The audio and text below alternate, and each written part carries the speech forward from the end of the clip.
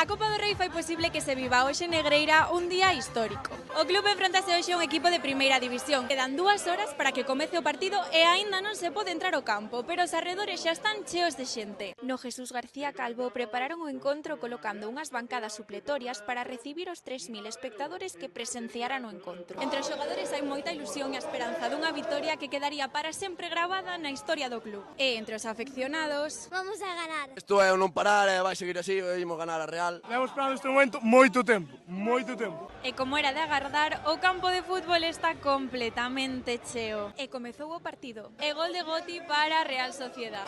Minuto 23 e o Negreira estivo a punto de empatar o partido en 3 ocasións. E bastante chuvia tamén durante o partido. E chegamos ao descanso e o ánimo aquí non decae. Non importa nin a chuvia nin ese primeiro gol da Real Sociedad. E segundo gol da Real. E chegou o terceiro gol da Real Sociedad. 11 eliminatorias tivo que pasar o Negreira ata chegar a este partido. E con 5 categorías de diferencia deixounos a todos abraiados. Dende logo, unha xornada histórica para esta vila.